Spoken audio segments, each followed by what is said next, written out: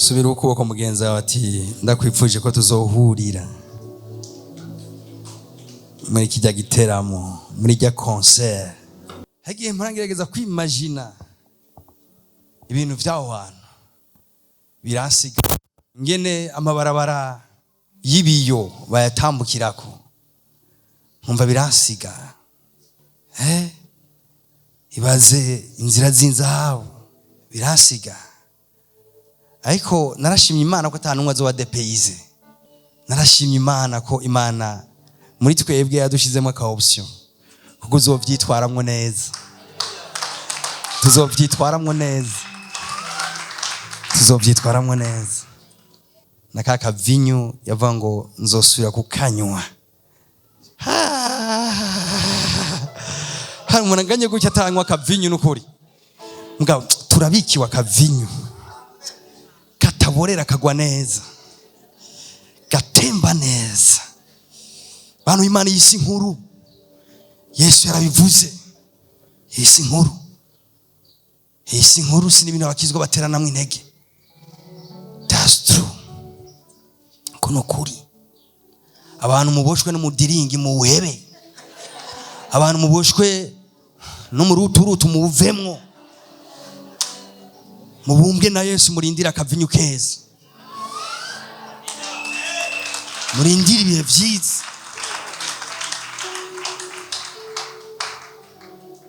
Kameme mwiyubaye umuruturutu, a son of God, umuruturutu. Oya uze tugufashe tugusenge umuruturutu.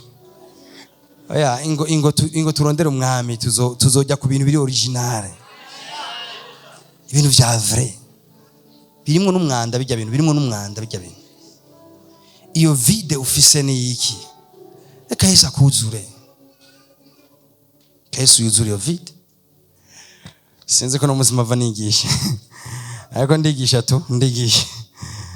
Haleluya. Change turiko turiga nyene.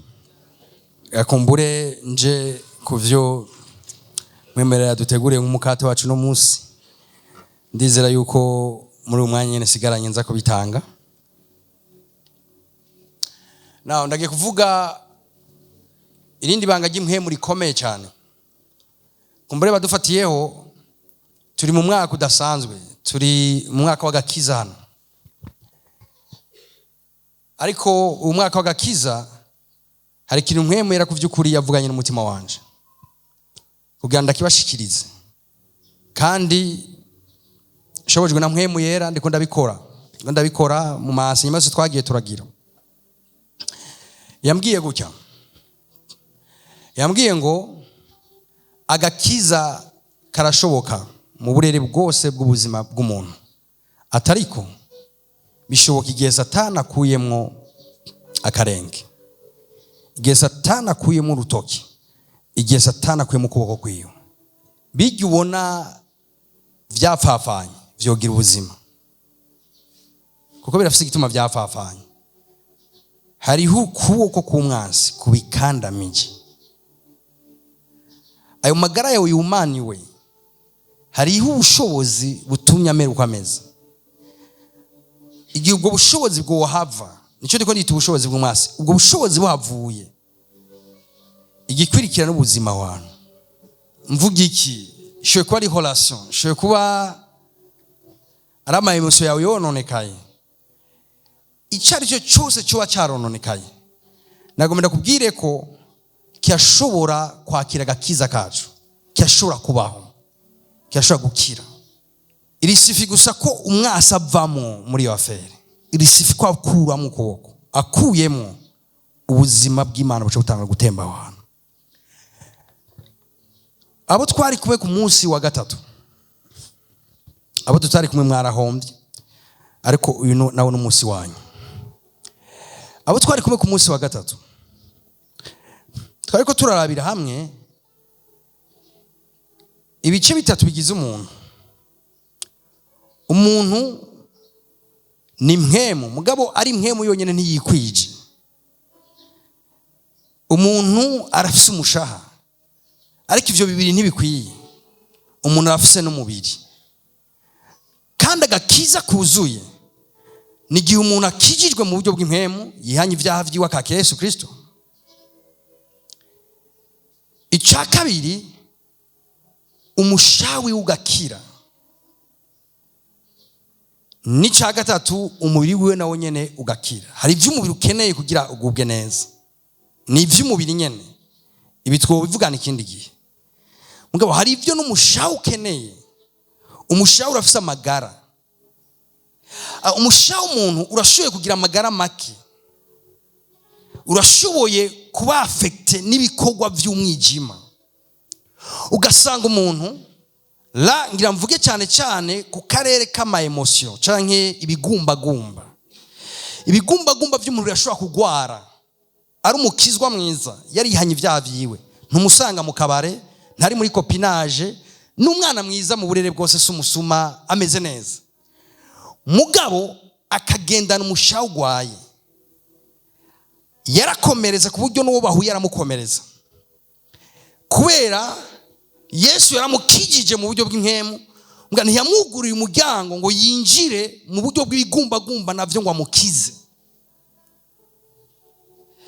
Rero muri ico gihe Yesu aje, urashoboye kujya mu ijuru, mbwa kwisi uzomererwa nabi, uzobaho nabi. N'uyu munezero w'aka gakiza dufise ntawe uzokwigera wumva. Kubera iki? Mu mushawi wawe situ ibigumbagumba vyawe biragwaye. Rero uko Imana ishoboye gukiza impemu y'umuntu ikamuha impwemusha, niko Imana ishoboye gukiza ibigumbagumba vy'umuntu ikabihindura bikaba bishasha. Uko Imana ishoboye gukiza ingwara mu mubiri w'umuntu, niko ishoboye no gukiza ingwara umushawi w'umuntu ugwaye, umuntu agakira. Igituma mu bana b'Imana hari amatiku, hari ibintu byinshi, burya agakiza barakakiriye n'ivyo, umuco waratse n'ivyo. Mugabo benshi muri bo baragwaye mu bigumbagumba vya mu mushawi wabo, baragwaye. Hari abafise yamuka batazi ingene ryateye, harameze ukuntu batazi ingene bameze uko kuntu. Rero muri izi ntango z'umwaka, turi mu ntango z'umwaka, mwemu yarambwiye ko agomba gukiza abantu imisha hano hantu, agomba gukiza ibigumbagumba by'abantu hano hantu, kuko bitokunda gushika kwa gakiza kuzuye ibigumbagumba vya bigwaye. Haleluya. Nimwibaze ko ubuzima bwacu Imana yabushize mu minwe y'abapisikologe gusa, sibo bashoboye gukiza imishabo nyene, bafise icyo bomarira umuntu. Mugabo Imana nta bwenge yahaye umuntu idashoboye gukoresha, nta kintu yahaye umuntu yo idashoboye gukora na kimwe. Ikintu cyose umuntu ashoboye gukora, Imana ishoboye kugikora hejuru yiwe gose. Ubwenge bwawe nibuserangurika, ntibwonagereranywa n'umuntu n'umwe. Nicyo gituma muri iyi period ukaba ufise ukuntu umeze, ubona ati kuvy'ukuri usi jewe ubusubuzima bw'umuntu ari normal. Nagomba kubwire ko iri koraniro mwemu yaraje kugukiza, witega gakiza, witega kugendererwa mu buryo budasanzwe. Ku munsi wa gatatu nabivuze gutya, mugabo nagomba babwire ko kuva kwa gatatu mwijoro gushika ejo kwa gatandatu nariko ndakira intahe z'abantu bakize mu buryo budasanzwe ibintu bari bagwaye. Ku munsi wa gatatu ntibajugumiye ngo impemu bizira bavuyemo, mugabo Imana yakoze operation mu bigumbagumba vyabo, abantu barababazima. Zimwe muri izo ntahe ngira ngo zizoca hano. Abantu bari baboshe bavuga mu ndimi zitamenyekana, buzuye mpemu yera, bakonfesa ijambo ry'Uhoraho, mugabo baraboshwe mu vyimviro vyabo, bigumbagumba vyabo biraboshwe. Rero no munsi ndagiye kuvuga ibanga rimwe ry'impemu, canke se impemu imwe iri responsable y'ivyo bintu. Hari impemu imwe ngiye kuvuga, hama umuntu wese yoba yaratewe niyo mpemu canke irikira mwata, kuko iza porepore. Umuntu wese yoba afite ico kibazo araza kuva hano hantu ari muzima. Muza gukira mu buryo bubiri. Uburyo bwa mbere, uri kurumva inyigisho uzoba uri kurabohoka.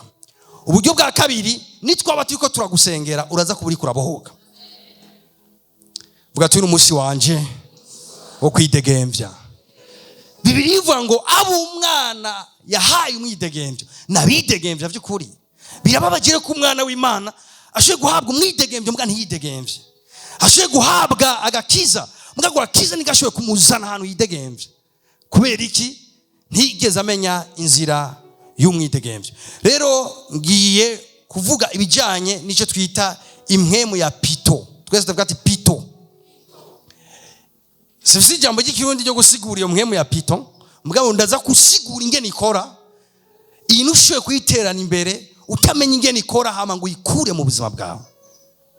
Esprit de pito. Amen. Now,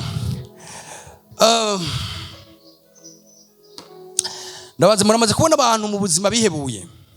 Muramaze kubabona? Okay. Kuri bamwe biyumvira ko ari ibintu byapfuye kwizana, mugabo si ibintu bipfa kwizana. Ngenda kwereke inzira yavyo. Buriya impwemu mbi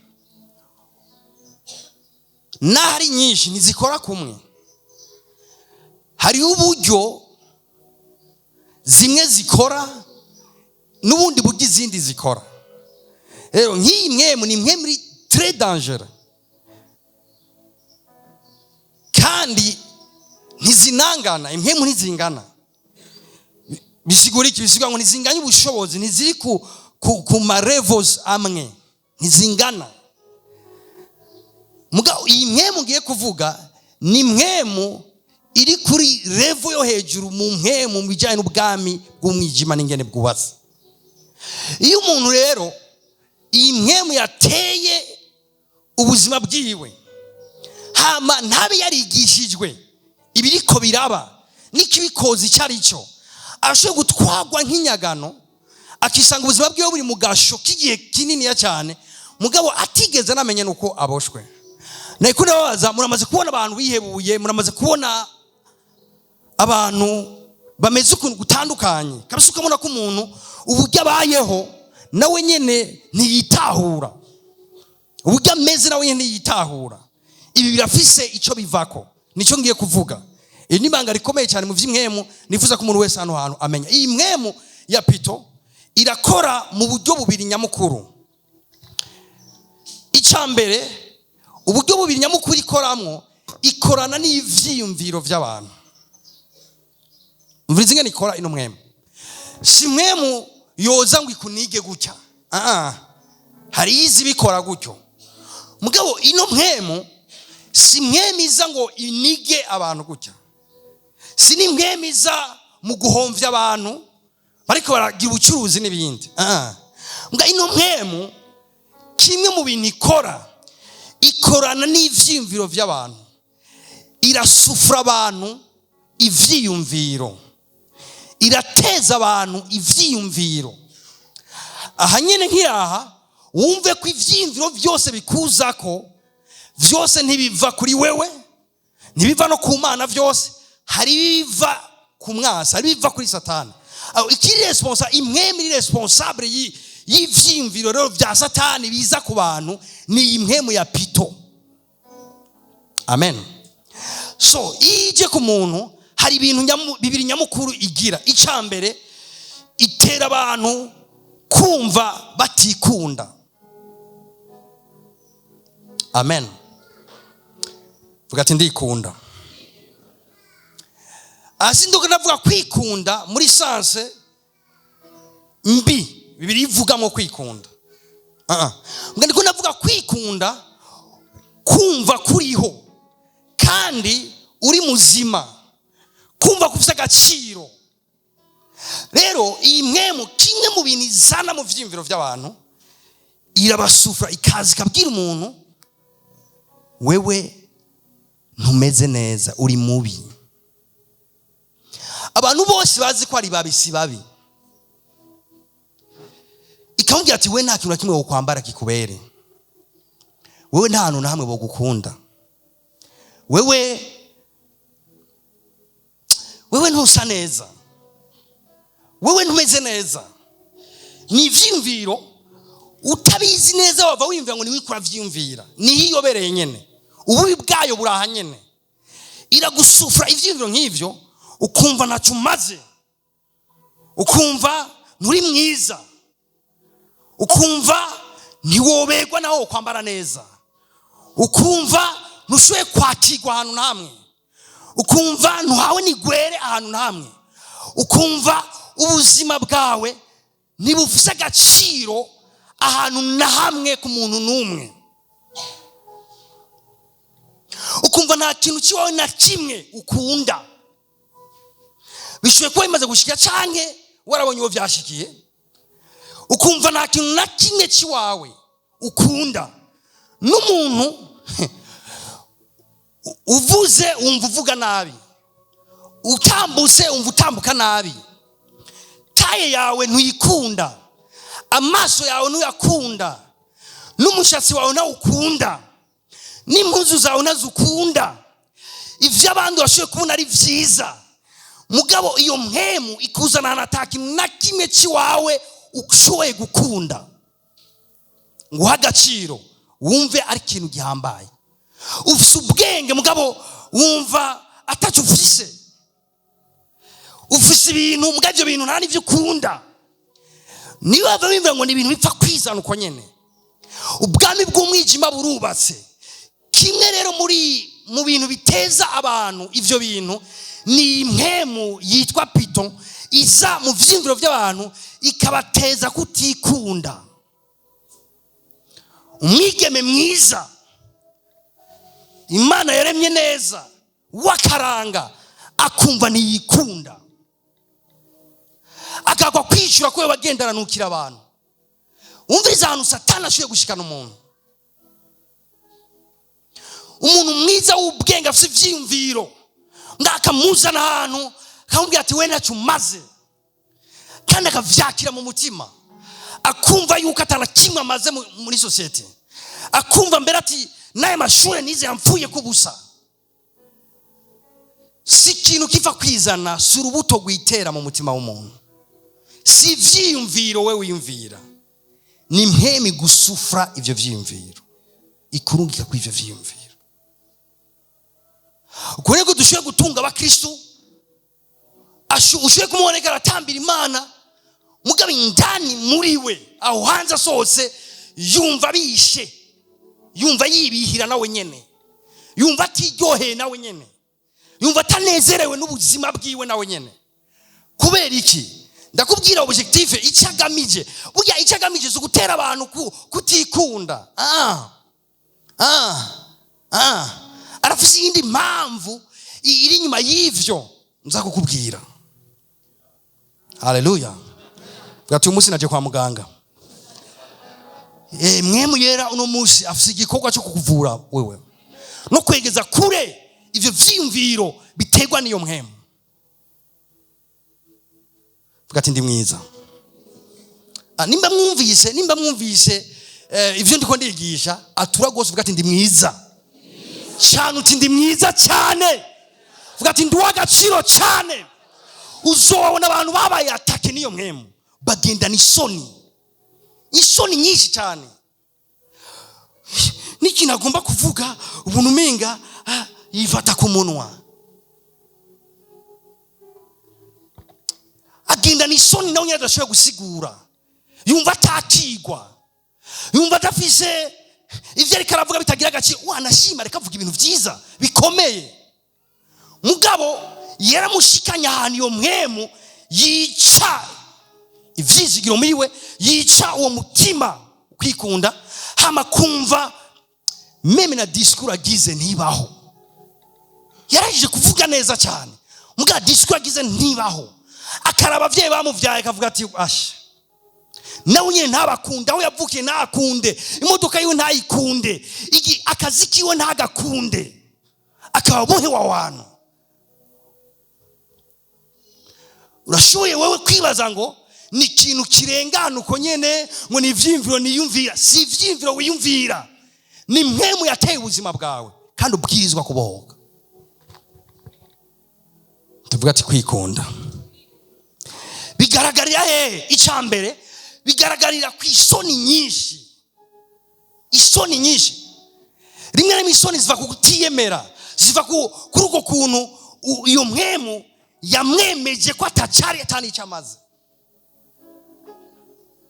Ikindi bigaragarira ku kwigunga. Umuntu yatewe neza n'impwemu umusanga ari ahantu arigunga, akunda kuba wenyene, atari kubera ariko ariga cyangwa ariko ararimbura ibintu kanaka, mbwa ari kubera yumva ataberanye n'abantu, ari kubera yumva ko si mwiza nyene, akiyo tuva ahantu yumva umenga yo kwigunga, harigunze, bigaragarira muri ivyo. Haleluya. Iyi ni intuze ya mbere. Iya kabiri, ivyimviro vya kabiri asufura abantu, ni iciyumviro gisa n'icegeranye n'ico muga biratandukanye gato, kwisuzugura. Haleluya. Kwisuzugura bisigura iki? Kwisuzugura bisigura kwifata nk'utagira agaciro. Kwisuzugura bisigura kwibona nk'umuntu adashoboye. Kwisuzugura birasigura kandi kwiyumvira kuri muto mu bantu bose. Atari kibazo cy'imyaka, atari kibazo cy'uko utari umuntu akomeye cyane, mbwa ari kibazo cy'uko watewe nimwe muyo kumva umenga uri umuntu muto gose, ahantu hose wisanze wumva wotonda inyuma, ahantu hose wisanze wumva wo bisabandi. Hari nkemu isho gutera umuntu muri ubwo buryo. Niyo ndiko ndakwereka, burya tugiye gufata umwanya munini wo gusenga y'inyigisho yanje kugira ngo abantu b'Imana babe free. Biragoye ko ushika ku bintu bikomeye, ivyumviro vyawe vyuzuye ibintu nk'ivyo. Biragoye yuko wokorana n'Imana ibintu binini, Satani yagushikanya ahantu nk'aha. Kwisuzugura ni kwitandukanya igihe cyose n'icyo Imana yakuvuzeko. Hari umuntu Imana ishoboye kuvuga mu buryo nyene butangaje vraiment kandi buri authentique, ikavuga ati ngiye kugira neza abantu banje bari muri iki kibanza, ukaca wumva umuntu umwe canke babiri ati mubo yogirira neza ndazi ko ntarimo, nakajwi kavugana nawe ibyina. Kubera iki? Hariho imwemu imwicayeko, yamugize imbata, imwemeza ko adakunzwe kandi atanico amariye inosi, cyangwa atanico yimariye nawe nyene, atanico azomarira umuryango wiwe. Hari igihe tuba twicaye nka tugatanga amajambo yo kwizera, muga umuntu w'Imana yicaye ngaha aratwumviriza, akumva neza ko atarimo, akumva neza ko mu bantu Imana izogira neza n'akazoza kiwe gakangana, akumva neza ko atarimwe muri abo bantu.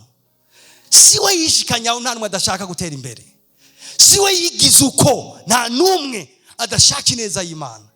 None yagizwe uko nande? Yagizwe uko ni impemu ndiko ndakubwira yitwa Pito. Haleluya. Imana ishimwe cyane. None impemu ifise intege iyihe, ifise objectif izihe? Iyo iziga sufra ivyimviro nk'ibi ku muntu, ishaka iki? Ishaka ibintu bibiri bikomeye. Icambere, ishaka gushisha abantu amadestine yabo. Iyi ni mwe muri after amadestine y'abantu. Iyo umuntu yumvira gutyo, nashoboye gushika ku muhamagaro wiwe muri Kristo Yesu, ntibikunda. Ufise ivyumviro nk'ibi, pambana cyangwa ureke, biragoye gushobora gushika ku vy'Imana kugombako. Kubera iki? Reka nabwire isimwe menge nikora. Iyi ni principe fondamentale kabisa isimwe. Mwisimwe mitegeko rikora ngiri. Umuntu adashoboye kuganza ivyimviro vyawe, nashoboye no gukontrola ubuzima bwawe. Ndasubiramwo, iyi ni principe fondamentale isimwe. Ikintu kidashoboye kuganza ivyimviro vyawe, nigishoboye no gukontrola ubuzima bwawe.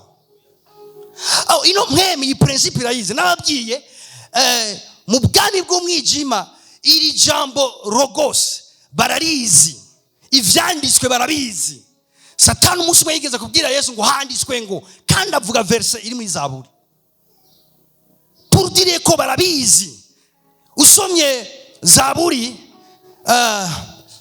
23:7 barabizi yuko ubuzima canke uko umuntu yiyumvira ariko ari ivyo barabizi. Iyi mpwemu irabizi. Iri after ikintu gikomeye cyane cyo kugota ivyiyumviro by'abantu, yo kuzuza ivyiyumviro bitari ivyo mu bantu. Hama nababwiye principe fondamentale y'ubwami bw'isi mpwemu, nuko umuntu ashoboye kukuganza mu vyiyumviro, ashoboye no gukontrola ubuzima bwawe. Iyi mpwemu irabizi ko ishoboye kuganza ivyiyumviro by'abakristo, ishoboye no kubikontrola, ishoboye no gukontrola ubuzima bwabo. Ishoboye no kuba urona ifashe ivyiyumviro vyiwe, irashoboye kumutwara wewe yagomba kujya hariya, mbwa irashoboye kumutwara ino. Kubera iki? Irafise ivyiyumviro vyiwe, yarabidominye. Yagomba gutera imbere, irashobora gutuma adatera imbere kuko yaradominye ivyiyumviro vyiwe. Igishoboye kudomina ivyiyumviro vyawe, gishoboye no gukontrola ubuzima bwawe. Gukontrola cyase kuvuga ngo kugutwara iyo gishaka kuja, kugushikana aho gishaka gushika, apana wewe ushaka gushika. Rero c'est très important yuko umenya kimwe mu bintu byo kwisha destiny yawe, nukugira ivyimviro bidafatanye nayo, nukugira ivyimviro biva ku mwasi bidafatanye niyo destiny yawe. Nawe rero iyi mpwemu nikikora ku munsi mu buzima bw'abantu. Kandi ndababwira n'Imana, iyi mpwemu numu expert muri ibi bikorwa. Ushoboye kuba nk'uyu ari umudokiteri, undi ari umuavoka, n'abantu bazi neza ibyo bariko barakora. Iyi mpwemu nayo igenewe gukora ibi, irazi neza ivyo ikora, irazi neza ingene itera abantu, irazi ryari batera, irazi ingene ishobora kudomina ivyiyumviro by'abantu. Nga abakristo bigishijwe bonyene bazi si mpwemu ingene ikora, nibo bashoboye kuganza ino mpwemu. Haleluya, Imana ishimwe cyane. Vuga ati ndase kuganzwa n'iyi mpwemu. Vuga ati ndase kuganzwa n'iyi mpwemu mu izina rya Yesu. Icambere igamije iki? Kwica amadestiny y'abantu. Number 2 igamije iki? Igamije gushikana umuntu ahantu yiyahura. Baga abantu mubona biyahura ntibategwa n'impwemu zose, nibikozwa n'impwemu izarizo zose. Bikozwa n'iyi mpwemu ndiko ndababwira. Raba urugendo ifata, iramubwira ko ataca maze, ikamuzana natikunda, ikamuzana ahantu atagacira ubuzima bwiwe, ikamuteza isoni, ikamuzana ahantu yigunga, hanyuma iba vyose akumva nakibereye kubaho. Biratangajire ko abakristo benshi biyahura. Abakristo benshi bariyahura. Ndabizi nuko nababagije, hariho benshi maze kugira amatentative yo kwiyahura. Ushaka kuvuga ati pasa nari mfise ibibazo bindengeye, nicyo gituma nagombye kwiyahura. Ongo hari abantu bafise ibibazo bigusumba we batariyahura. Hari abantu bariko baraca mu bihe bigoye gusumba ivyo wewe waciyemwe batariyahura. Iyo mpwemu yakuzanye mo kwiyahura, iyo ni mpwemu ikahiga ubuzima bwawe. Nuwave wiyumvira ngo ni ibibazo, si ibibazo. Iyi mpwemu ingene ikora, yumvi umuti w'ibibazo vyabo ari ugupfa. Si kibazo cy'ibibazo ufise, ni kibazo cy'ivyimviro bikora kuza ko ikubwira ngo solution pfa, solution wofuma wiviraho. Ukaburiya none wiyumvira kwiyahura, nyumviriza neza, umenye ko nibiriko biva kuri wewe. Watewe, hari impwemu igize iminsi ijyana nawe. Hari umuntu yakubwira ngo pasa, ngo ndumva amajwi, kandi abayumva, ndamaze gufasha abo bantu. Ati ndabyumva, nkumva umuntu amamagara, ati ngo ngira ndagutware. Wibaza ko ayo majwi ava he? Wibaza ko ayo majwi avugana n'abantu ava he? Hari umuntu yabimbwiye ndamuraje ntibirashikira, mwene urumva ijwi, ati ndabyumva rirampamagara, ati gushika kuwa gatatu ntuzobukiriho. Gucyo nyene, ati gushika kuwa gatatu nzoza kugutora, ntuzogumaho.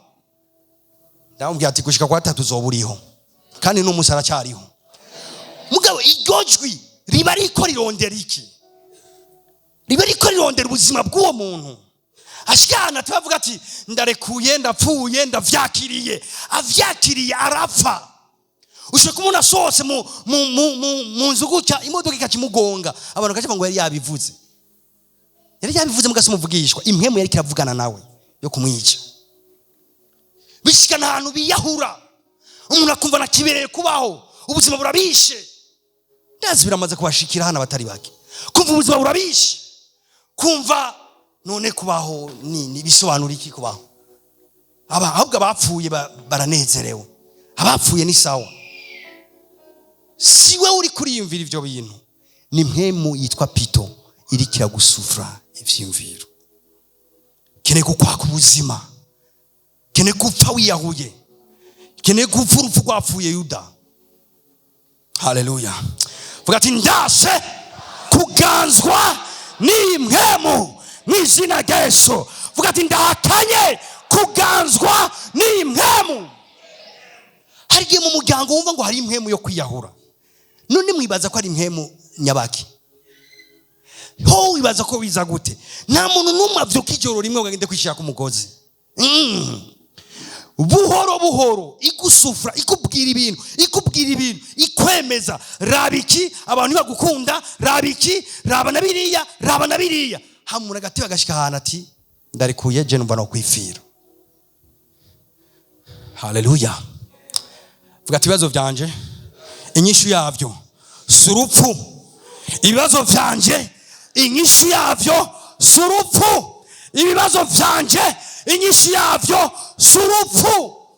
Shobora kuba ndiko ndategura umuntu agiye guhura n'ikintu gikomeye. Ushaka kutari mu bintu bikomeye no munsi, ushaka kuzohura n'ibintu bikomeye ejo.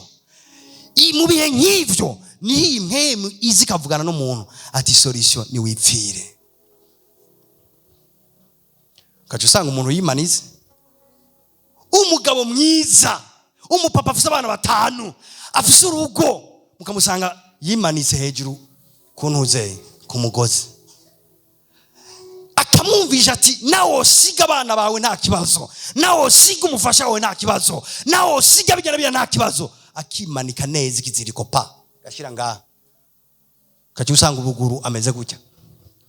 Mwibaza gushika umuntu nk'uyu yarafise potentiel ngano kuraho, mugabo akamwumvisha ati fa solution no gupfa, we ntubereye kubaho kandi akavyumva. Pito. Vuga ati ndahakanye. Vuga ati ndahakanye mw'izina rya Yesu. Ndahakanye kuganzwa n'iyi mpwemu. Iyi mpwemu ntishoboye kuronka ikibanza no mu bana banje, no mu vyanje, no mu kintu cyose kinyerekeye mu maraso yanje. Iyi mpwemu nishoboye kuronka ikibanza mw'izina rya Yesu. Mu bana bazogukomokako, n'ibisokuruza bizokuvako, iyi mpwemu nta kibanza izoronka mw'izina rya Yesu. Amena. Nabo bavuga ngo mu muryango iwanyu ari impwemu yo kwiyahura, we nizokubako. Ndiko ndakubwira amabanga yavyo. Bo biyumvira ngo muri urya muryango bariyahura, abantu bakagakwizaho nyene. Si muri urya muryango bariyahura, hari impwemu yimye aho hantu. Ndiko ndakubwira iyo ariyo, yimye aho hantu. Vuga ati amajambo mvuga ni impwemu n'ubuzima. Amajambo natura ni impwemu n'ubuzima.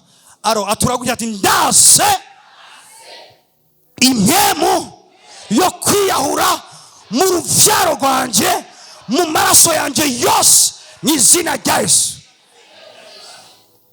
Si ibintu bipfa kwizana, si ibintu bipfa kwizana. Kandi nimba iyo mpwemu iganje mu maraso y'iwanyu, mu miryango y'iwanyu, biragoye ko wewe wo kwikuramwo utamenya umuco ingene bimeze.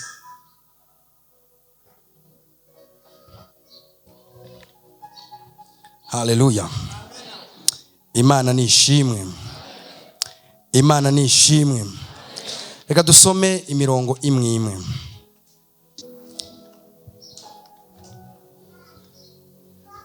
Mbeko dusoma ngomba ko dusoma. Nakomenda kubiye ngo ntiwemere kwicwa n'ibibazo byishe Yesu. Ibibazo byawe byatumye Yesu ajya ku musaraba. Birivuga ngo ni zacu ntimba. Yagize iki? Ntaziwe ntimba yigeze agira. Nta ntimba ziwe zamujyanye ku musaraba. Izacu nizo yikoreye. Ni yacu mibaro yagize iki? Yishizeko. Igihano kituronkesha amahoro cyagize iki? Cyabaye kuri we.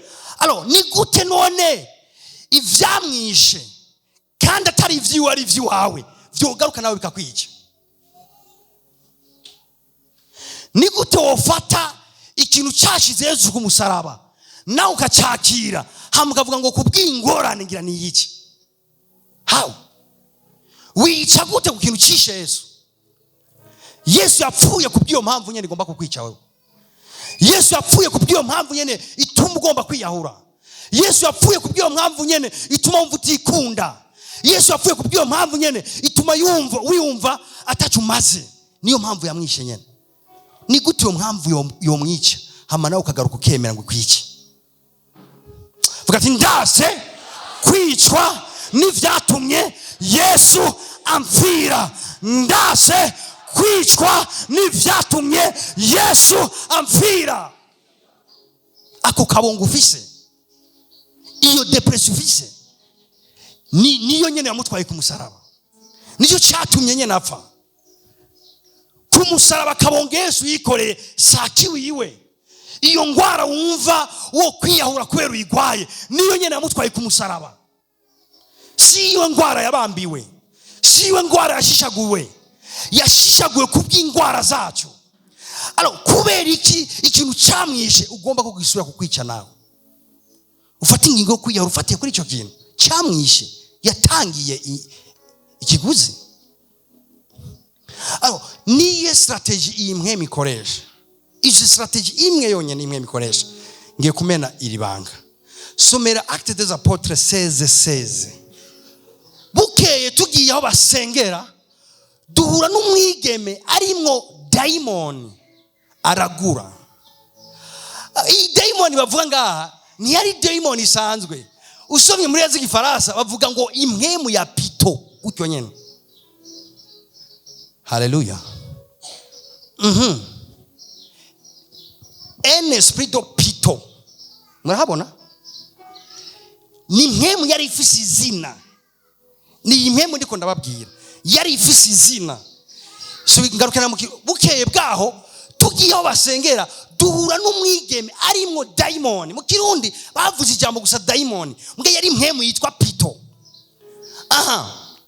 Duhura n'umwigeme arimwo daimoni aragura. Yaratungishije bashebuja cyane kubw'iyo ndago duza gato.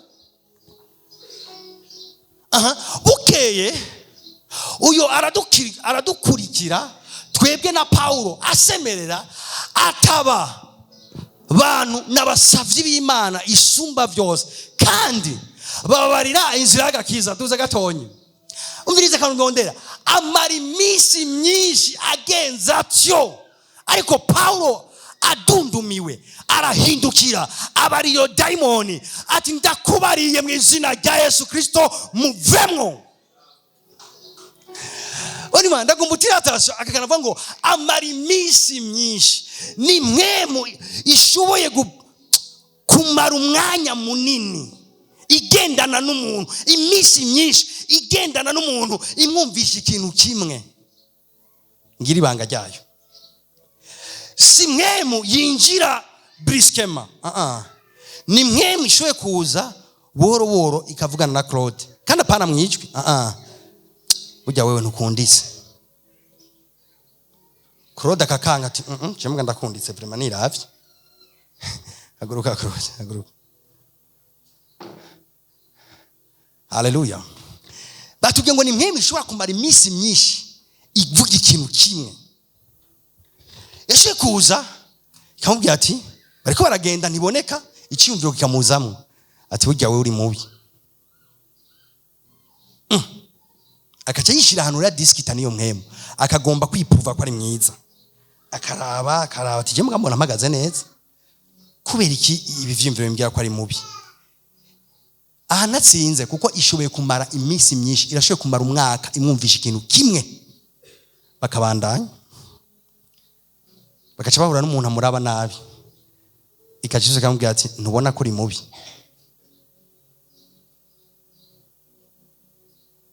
Akitera intege atubona hatankunda abandi barankunda, akabandanya agahura n'uwundi abwira ati mugabo uforomye nabi.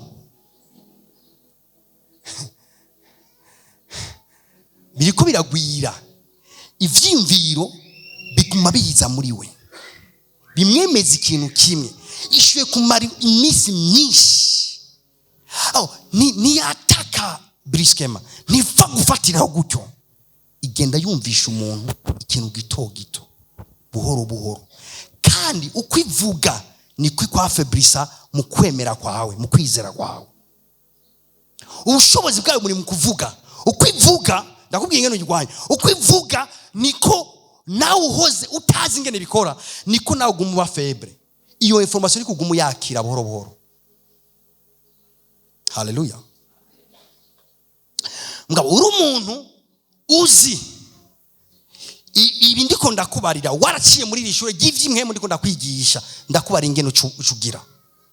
Ukundi ko abantu igumibwira fuma wifira, n'ubundi ntiwemewe, n'ubundi nukunzwe, ntiyitahure.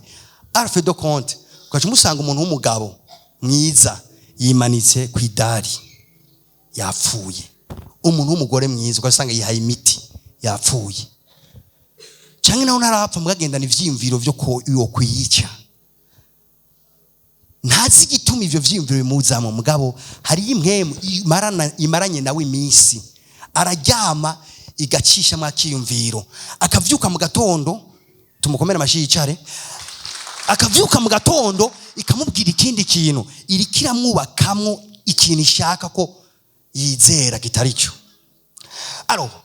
Iyo atamenye, ndavuga abakristo benshi kubwo kutwigisha ingene impemi functiona, baraca mu bihe nk'ivyo, amajwi nk'aya akabaza ko bakavyita ibisanzwe, bakibaza ko ari ibintu bisanzwe, akibaza ko ari depression, akibaza ko ari ibintu bahuye navyo. Nyumviriza, hari impemi iri nyuma yavyo, kandi igamije kimwe kwica destiny yawe, ica kabiri kugukuraho wiyahure. Abantu bashobora kwiyahura mu buryo bwinshi, bashobora kubona umuntu ko ntiyihaye imiti, muga ngene ari karabaho yari yihevye, yaramaze kwiheba. None mwe mwiyoze nk'umuntu, impwemi ishobora gukonvenka umuntu kwinjira mu nzu azi kwirimwo abantu ngo agiye kwiba. Mbere nuko ntanze akarero kagize, ibaze umusuma impwemi konvenka agenda kwiba mu gisoda, bafise inko bari no kwirondo, ikamuzamwe ati injira uriba, kandi akikaza akitegura, nta nko hagira agiye kwiba mu gisirikare. Uwo ni yihaye umugozi, muga ungena ari karabaho, asa n'umuntu yihevye mu buzima, asa n'umuntu yiyahuye nyene, vyararangiye yarihevye. Haleluya.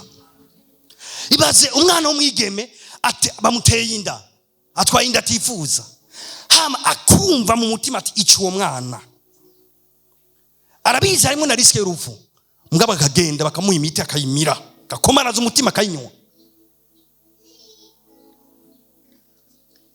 Ivyo vyimviro bingana gutyo, harimo vyita ngo ya pastor ngo kugera situation, so kugera situation. Ni ubwo butimbe bungana gutyo, niyo mpemu yakene gushikayo nyene upfugende uhereyo.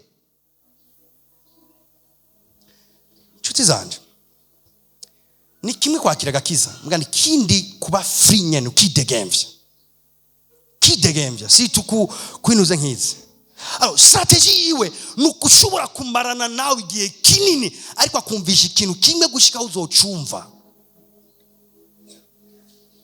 Ndasubiramo, strategy iwe nuko atihuta guheba, nuko atadodora rimwe ngo acagenda. Force yiwe hagaze ko arashoboye kujana nawe imisi myinshi, agenda aradoda, agenda arakumvisha, utavyumviye ukazovyumvira handi, maguga ati ukabitahura. akakumvisha ko bibereye kuva. Haleluya. Vuga ati ndase gupfa. Vuga ati ndase gupfa. Ati pasa none fisi ivyumviro nk'ivyo no gwana gute? Ndabona kumanya wanje usa n'uriko uragenda. Fisi ivyumviro n'ivyo none no cangira iki? Newe muri ubwo buryo ushe kuburi kurabibaho unyere cyangwa uzobiba hejo. Newe n'ivyo bintu cangira iki? Number 1. Deka giciyumviro cyo kwiyahura canke gushira ubuzima bwawe yandanje. Navyo ndabigiranye no kwiyahura. Atura ivyo Dawidi yavuze. Ati sinzopfa nzobaho. Namamaza ishimwe giyampamagaye. Sinzi situation Dawidi yabivuzemo bijya. Sinzi ukwatura kwa Dawidi impamvu yavuze bijya yavuze. Mbwa iyo bica hose arashobora ko yasugerejwe n'ivyumviro kanaka. Pressure nini ya cyane. Ikubwira ati giye gupfa. Kajyamu kumva ivyumviro ugiye gupfa. Ukaja kukaza ugiye gupfa. Ukaja kwa musu umuntu ugiye gupfa. Ukumva ivyumviro byagiye gupfa. Nyumviriza. Uri umukristo umenye ko atari ivyumviro byapfuye kuza. Ica kabiri menye ngene bigwanya. Igihe cyose yo mwemiri kiravuga nawe ugahora. Ugakora ikosa ryo guhora kugara umunwa wawe irabikumvisha buhoro buhoro. Amen. Bari mureke ndababwire. Nk'umbwiye ikintu ugire. Ari ikintu yabwizwa kuvuga no ntavuge no. Burya yacemeye amwati. Amen. Muri ibi bintu vy'imhemu hari ikintu Satani ariko arakongora reka arakubwira ntuvuge no. Burya wavuze wi amwati. Arakeneye rero kugenda kwikumvisha utebugire wiyuzuye. None ukwiye gukora iki? Akiri kubwira nawe cha wiprojecta mu ijambo ry'Imana. Mbega nikiye kintu nzi Imana yavuze kubizera araporo y'ubuzima. Okay, ja muri Zaburi ya Dawidi yavuze ngo sinzopfa nzobaho. Mwumviriza Imana. Hamaje avuga ati none pastor natwe ngo sinzopfa. None ukagira nti tuzopfa. Uzopfa mugapana kupfa wishwe n'imhemu. Na Dawidi yarapfuye kandi yaravyatuye. Amen. Hari umuntu atinya kwatura ijambo avuga ati none nk'umuntu yonyumva ndiko ndaturira ijambo hanyuma akazombona mfuye akaza kuri anterema yanje. None Dawidi we ntiyapfuye. Mugabo yapfuye birivuga ngo ahejeje gukora ibikorwa vyiwe ashikira hamvya basekuruza amahoro. Apana gukimiranywa mu gupfa. Apana gupfa kubera ko pressure y'imhemi baje kukuzako. Haleluya. Imana ishimwe. Vuga ati sinzopfa nzobaho. Sinzopfa nzobaho. Nyumviriza principe. Ukifiza ishimwe wamamaza kubw'Imana yawe utegezwa kubaho. Yavuze ngo sinzopfa nzobaho kugira ngira iki? Namamaza ishimwe yagize iki? Yiyamamagaye. Alors nimba ukifiza ibyo wamamaza ko yaguhamagaye you must live. Haleluya. Vuga ati negerezwa kubaho. Negerezwa kubaho. Ivyimviro vy'urupfu vyarihenze adresse. Mbwirizwa kubaho. Uyu mwaka nzowubaho mu izina rya Yesu. Ari abantu bafite gahunda zo gupfa 2026. Abantu badafite gahunda zo gupfa muvugane nanjye. Vuga ati uyu mwaka nzowubaho. Uyu mwaka nzowubaho mu izina rya Yesu. Anga gukimiranywa n'impemu zitarizo.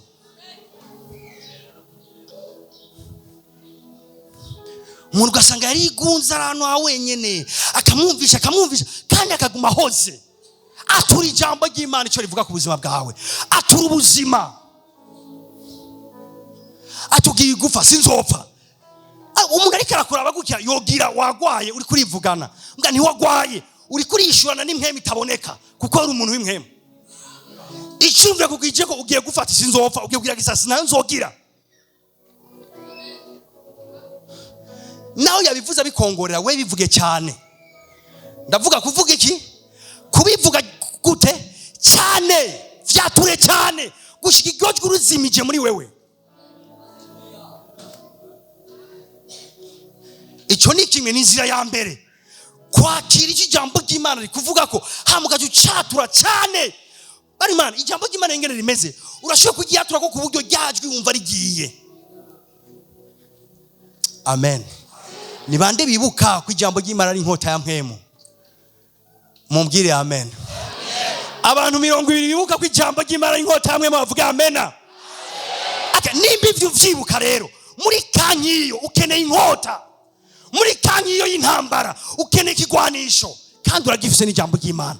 Ryakire rero giyatureko uvuga ati sinzopfa, ndafashe urugendo, ivyumviro ko biranza ngo nzopfa anka, uvuga ati sinzopfa muri urugendo. Hari umuntu yurira bisi n'ivyimviro ko aza kugira accident kandi akayurira. Fumure kugo rugendo uje mu nzu ryano. Udashoye ku dominion nk'Amerika kumvisha accident, fumuja mu nzu sivyo go rugendo.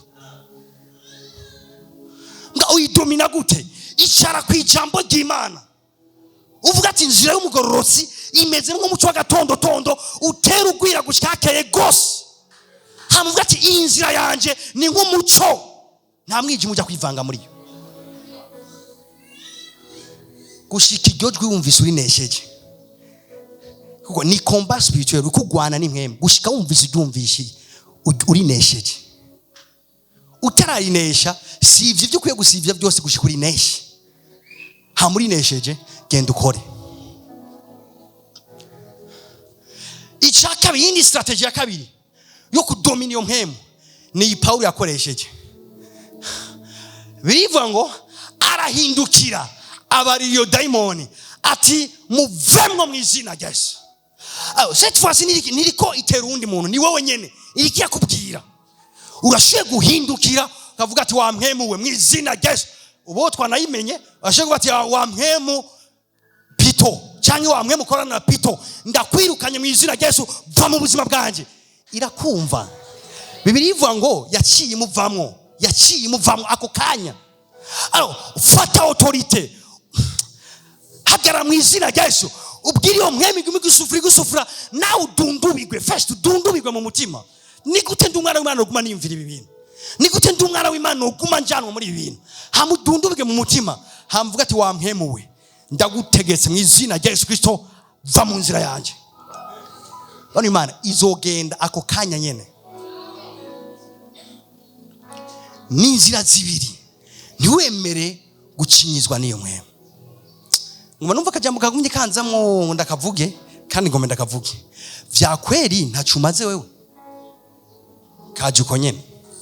Vyakweri ntacumaze, vyakweri ntacumaze, vyakweri wewe uri mubi, vyakweri vyakweri. Ivyo vyaje gute? Kuvyukuri vuga ati ndi cyane mu gishasha, vuga ati ndi umwana w'Imana, vuga ati ndi umuragwa nkuko vyasezeranywe. Ndakunda Dawidi. Uyu murongo niwe ngomba cyindangiriza ko nono. Musomere Zaburi 139 verset 14. 139 verset 14. Ndagushimira yuko naremwe uburyo buteye ubwoba butangaje. Vyakweri nacumaze wewe, vyakweri wewe uri mubi, vyakweri wewe wo kwiyahura wewe.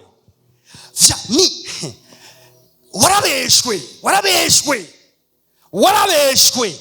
Raba Dawidi ngene yavuga ngo ndagushimira yuko naremwe mu buryo buteye ubwoba butangaje.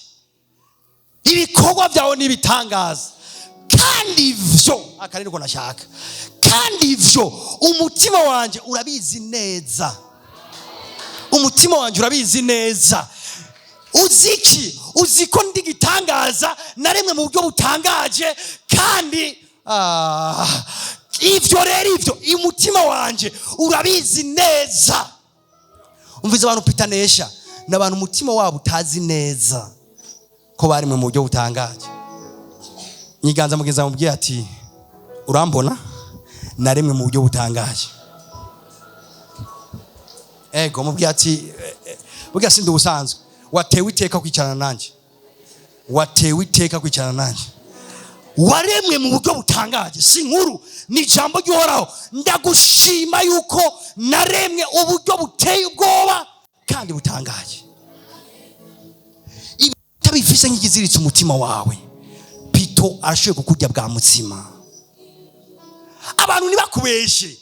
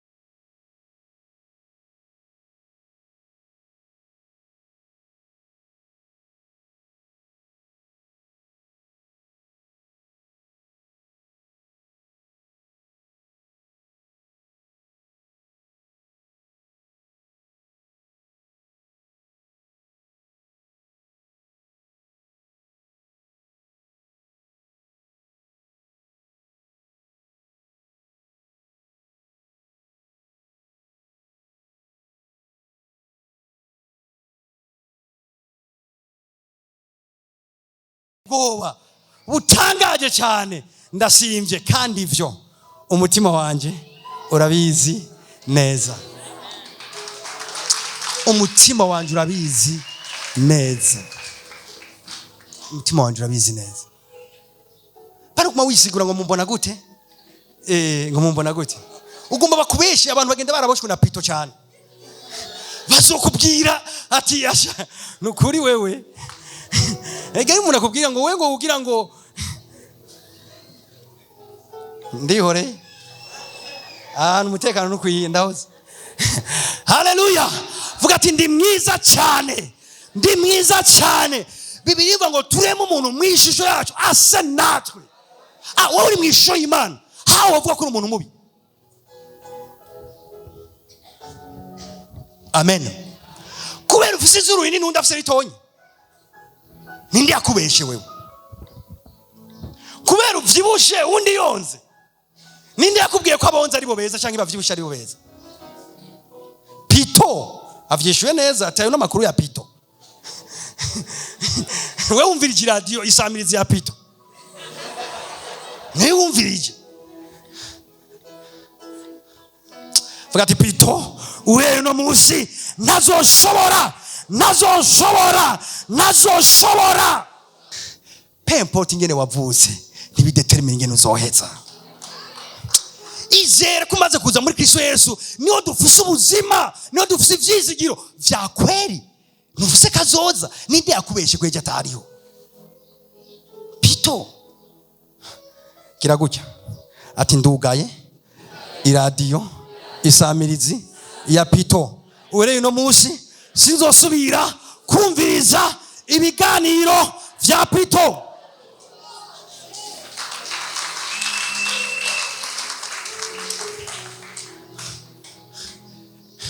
Bibiliya muri Kolosai 1:27 ivuga ngo Kristo muri twebwe ivyizigo vyiki vy'ubwiza. Ni giki kiduha garanti y'ubwiza? Kristo muri twebwe. Haleluya. Haleluya. Vuga ati ejo wanje azotandukana n'uno munsi. Vuga ati ejo wanje aratandukana n'uno munsi mu izina rya Yesu Kristo. Ati kubera iki? Izere Kristo muri wewe. izere Kristo muri wewe. Nzibyo nibwira kubagirira ibibi ariko ni byiza. Ibaze rero Pito ko ashobora kukubwira ngo ejo ni habi. Ibaze ko ashobora kukubwira ati karabaye wiyaranje mu kwezi kuza ntuzuhabone. Nzibyo nibwira kubagirira si bibi ariko ni byiza.